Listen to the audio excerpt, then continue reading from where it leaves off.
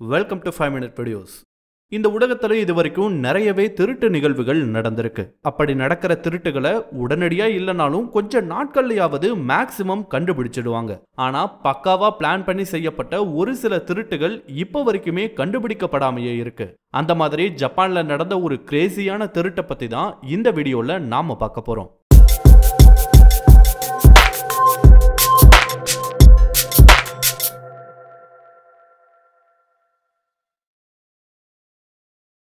ஜப்பானோட Tokyo மெட்ரோபோலிஸை சேர்ந்த ஒரு பகுதி தான் கோகோபுஞ்சி. இங்க ஜப்பானோட ஒன் ஆஃப் த பிக்கஸ்ட் பேங்க்ஸான நிப்பான் ட்ரஸ்ட் பேங்கோட ஒரு பிரான்ச் செயல்பட்டு வந்திருக்கு.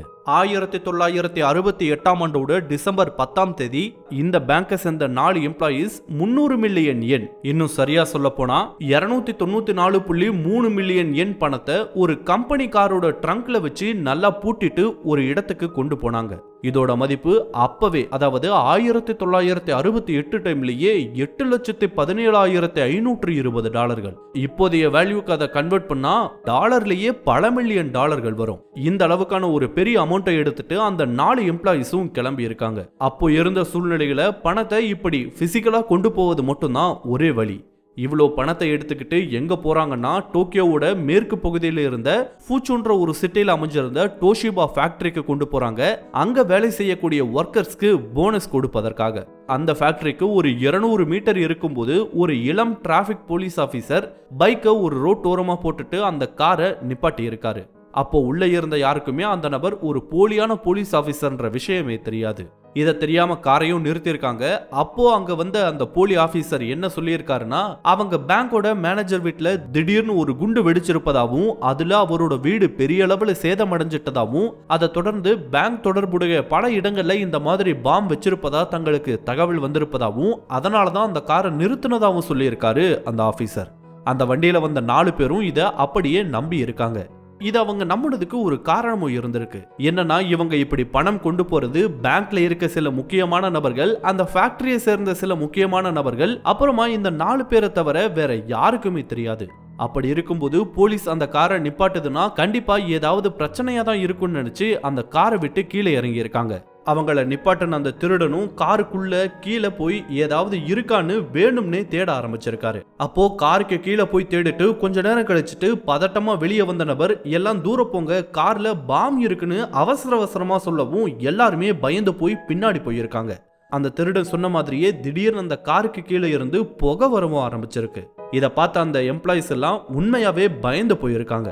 ஆனா அந்த கேப்ல போலீஸா வந்த அந்த திருடன் காருக்குள்ள புகுந்து அந்த காரை ஸ்டார்ட் பண்ணி எடுத்துட்டு போயிட்டான். அங்க நின்னுட்டு இருந்தவங்களுக்கு ஒரு நிமிஷம் என்ன நடந்ததுன்னே புரியல. அவங்கள பொறுத்த வரைக்கும் வந்தது ஒரு போலீஸ் ஆபீசர். ஒரு போலீஸ் எதுக்கு இப்படி அவசர அவசரமா வண்டியை எடுத்துட்டு போகணும்னு யோசிக்கும் போதுதான் பளீர்னு ஸ்ட்ரைக் ஆயிருக்கு, எவனோ நல்லா நம்மளை ஏமாத்திட்டான்னு. உடனே இதை பத்தி பேங்குக்கும் போலீஸ்க்கும் எல்லாம் போன் பண்ணி சொல்லிடுறாங்க. காணாம போனது ஒரு சின்ன அமௌண்ட்லாம் கிடையாது, ரொம்ப ரொம்ப ரொம்ப பெரிய அமௌண்ட். அதாவது இப்பயே பெரிய அமௌண்ட் தான், அந்த டைம்ல எல்லாம் அந்த அமௌண்ட்ன்றது யாருமே எதிர்பார்க்காத ஒரு பெரிய அமௌண்ட். அப்படிப்பட்ட நிலையில உடனடியா போலீஸ் டிபார்ட்மெண்ட் அலர்ட் செய்யப்படுறாங்க. போலீஸ் எல்லா பக்கமும் தேட ஆரம்பிக்கும் போது அந்த சம்பவம் நடந்ததற்கு சில கிலோமீட்டர் தொலைவில் பேங்க் காரை விட்டுட்டு அதுல இருந்து பணத்தை வேறொரு திருடப்பட்ட காருக்கு மாத்திட்டு போயிருக்கான். சரி, அதை காருக்கு தான் மாத்திருக்கான்னு எப்படி தெரிஞ்சதுன்னா, இந்த சம்பவம் நடந்து சில கிலோமீட்டர் தொலைவில் வேறொரு கைவிடப்பட்ட காரும் கண்டுபிடிக்கப்பட்டிருக்கு. அதுல 3 பெரிய பெரிய பெட்டிகளும் இருந்திருக்கு. அதுக்கப்புறம் அந்த பணம் எப்படி எதுல கொண்டு செல்லப்பட்டுச்சுன்னு யாருக்குமே தெரியல. ஆனா அந்த பணத்தோட அளவை வச்சு பார்க்கும்போது கண்டிப்பா கார் இல்லைன்னா வேறு ஏதாவது பெரிய வாகனத்துல தான் அந்த பணத்தை கொண்டு போயிருக்க அதிகபட்ச வாய்ப்புகள் இருந்தது. போலீஸ் ஒரு பக்கம் தேடிட்டு இருந்த சமயத்துல இன்னொரு பக்கம் குற்றம் நடந்த இடத்துல எவிடன்ஸ் தேட ஆரம்பிக்கிறாங்க. அப்பதான் பல விஷயங்கள் தெரிய வந்தது. அந்த திருட வந்த பைக்கும் திருட்டு பைக் தான். போலீஸ் பைக் மாதிரி பெயிண்ட் அடிச்சு மாடிஃபை பண்ணி ஏமாத்துறதுக்காகவே கொண்டு வந்திருக்கான். அது மட்டும் இல்லாம கிரைம் நடந்த அந்த இடம், அந்த காரை விட்டுட்டு போன இடம்னு எல்லா இடங்களையும் சேர்த்து கிட்டத்தட்ட 120 பீசஸ் ஆஃப் எவிடன்ஸ் கிடைச்சிருக்கு. ஆனா அது எதுவுமே கிரைமுக்கு கொஞ்சம் கூட சம்பந்தம் இல்லாத பொருட்களா தான் இருந்தது. போலீஸை குழப்பணுன்றதுக்காகவே இதையெல்லாம் திருட கொண்டு வந்திருக்கான்றதும் நல்லாவே தெரிஞ்சது.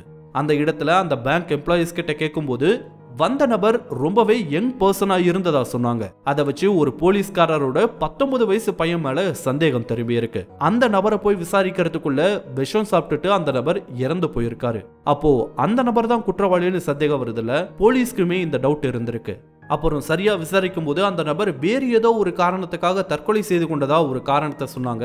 அப்போ வேற யாரோ தான் இந்த திருட்டை செஞ்சிருக்காங்கன்னு தேட ஆரம்பிச்சாங்க. ஒரே ஒரு நபர் மட்டும்தான் இந்த திருட்டை தனியா செஞ்சானா, இல்ல இது ஒரு குரூப்பா சேர்ந்து நடத்தின ஒரு திருட்டா, அப்படி இருந்தா இதுல எத்தனை பேர் ஈடுபட்டாங்க, அந்த டைம்ல அவ்வளோ பெரிய தொகையை என்ன பண்ணியிருக்காங்கன்றது உட்பட ஏகப்பட்ட கேள்விகள் இருந்தது.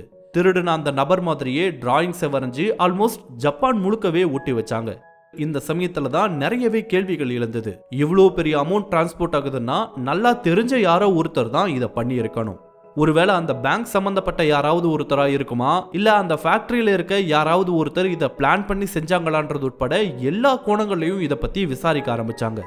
ஆல்மோஸ்ட் இதுக்கு தொடர்புடைய ஒருத்தர் விடாம விசாரிக்கப்பட்டிருக்கு. அதுவும் கொஞ்சம் பேரெல்லாம் கிடையாது, கிட்டத்தட்ட 1,10,000 பேரை இந்த கேஸ் சம்பந்தமா விசாரிச்சிருக்காங்க. 1,10,000 பேர். இந்த கேஸோட இன்வெஸ்டிகேஷனுக்காக மொத்தமா எத்தனை பேர் ஈடுபட்டாங்க தெரியுமா? 1,70,000 போலீஸ் ஆபீசர்ஸ் இந்த கேஸ் இன்வெஸ்டிகேஷன்ல ஈடுபடுத்தப்பட்டாங்க. லட்சக்கணக்கான மேன் பவர் ஹவர்ஸ் இந்த ஒரு கேஸை விசாரிக்க மட்டுமே ஜப்பான்ல செலவிடப்பட்டுச்சு.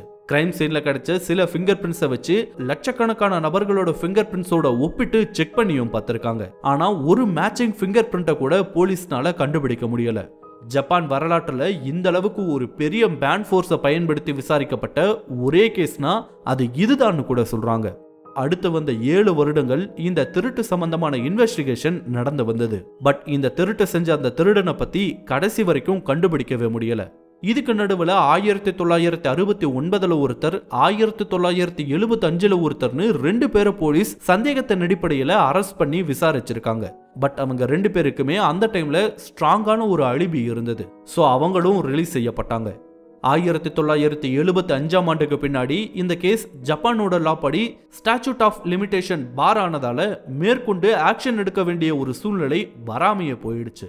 இந்த ஸ்டாச்சூட் ஆஃப் லிமிடேஷன்றது என்னன்னா, ஒரு குற்றம் நடந்த பின்னாடி அது சம்பந்தமான லீகல் ப்ரொசீடிங்ஸ் எடுக்க கொடுக்கப்படுற ஒரு காலகட்டம். இந்த டைமுக்குள்ள இன்வெஸ்டிகேஷனை முடிச்சு குற்றவாளியை பிடிச்சி கேஸ் போட்டிருக்கணும்.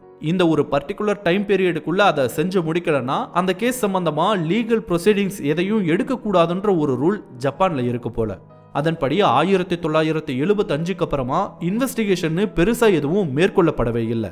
அதே மாதிரி 1988 அப்புறமா அந்த குற்றம் சம்பந்தமா எந்த நடவடிக்கையும் எடுக்க மாட்டோம், சோ தைரியமா இந்த பணத்தை யாரு திருடி இருந்தாலும் வெளியே வந்து சொல்லலான்னு ஜப்பான் கவர்மெண்ட் அறிவிச்சாங்க. பட் அப்பையும் இந்த திருட்டை செஞ்ச அந்த நபர் வெளியவே வரல. அவ்வளோ பணம் என்ன ஆச்சுன்னு தெரியல. இந்த ராபரி கேஸ் இப்ப வரைக்குமே ஜப்பான்ல ஒரு பெரிய அன்சால்வ்டு மிஸ்ட்ரியா தான் நீடிச்சுக்கிட்டு இருக்கு. ஸோ இதுதான் 1968 ஜப்பான்ல நடந்த ஒரு பெரிய திருட்டை பத்தியும் இப்ப வரைக்கும் அதை யாரு பண்ணாங்கன்னு ஏன் கண்டுபிடிக்கவே முடியாம இருக்குன்றத பத்தியுமான தகவல்கள். இந்த வீடியோ உங்களுக்கு பிடிச்சிருந்தா லைக் பண்ணுங்க, கமெண்ட் பண்ணுங்க, ஷேர் பண்ணுங்க. இதே மாதிரியான புதிய வீடியோக்களை பார்க்க மறக்காம 5 Minute Videos சேனலுக்கு சப்ஸ்கிரைப் பண்ணுங்க. அண்ட் மறக்காம நோட்டிபிகேஷன் பெல் ஐகானையும் கிளிக் பண்ண விடுங்க. தேங்க்யூ.